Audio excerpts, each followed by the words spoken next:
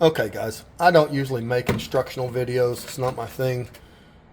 Matter of fact, hell, I don't make any videos. But if you're installing the Firestone 2627 airbags on a 2024 F150 four-wheel drive, here's some problems you're going to run into. And the instructions don't tell you. First off, the bracket that holds all your all your brake lines is going to have to be bent down significantly. Otherwise, it's going to hit against the bag. So you can see the bracket here. I just bent it down. This is the tab for the ABS wire. It's not going to be usable anymore. I'm just going to have to make a bracket to put it back to right about there. And then what I'm going to do is add an additional zip tie here to keep it snug. Then for putting on this bracket, the first thing you're going to do is you're going to take this bracket marked 5954 and you're going to put the carriage bolts in through it. So this wraps around. You want the carriage bolts in, and they're going to go on the front side of the U-bolts on both of these brackets. So you've got one of these on the back, one of these on the front. They're the same part number.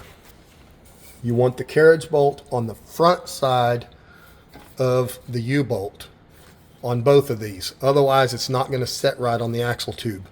The bolts will get in the way. So first thing I did after throwing their instructions away is take off the mount for the brake line, unscrew it out of the perch, put this bracket on, put the mount for the brake line back on, bolt it back to the perch with these carriage bolts properly positioned. Then I put the bolts that go to connect these two brackets. So remember, there's one on the back, there's one on the front. You've got these smaller nuts and bolts right here. You got one on both sides. Run those through. On this side, I have to run it facing back to be able to get my socket on it because of all the brake line stuff in the way. So I put the bolts on loosely on the two brackets. Then I put the main plate here on and got it lined up and snugged down. Now for the top plate, it tells you to do it first, and it wouldn't hurt to do it first, but they failed to ship my top mounting plates. So there's some plates that'll go, there's a plate that'll go across the frame, and there's two carriage bolts that'll go all the way up beside the frame. Damn bracket. Okay. So you can see the bracket here. The bolt will go through right here, go right up beside the frame to a cross bracket. I don't have the cross bracket, so that's going to have to wait. In here, there's a 15mm bolt that bolts where your jounce bumpers used to be.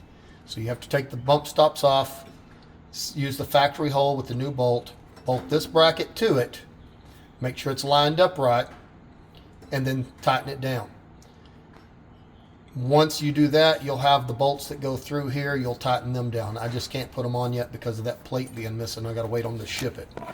But once all that's done, and you've got this bottom bracket bolted in place right here, then you can collapse your airbag, put it in, and find the right indexing hole and mark it.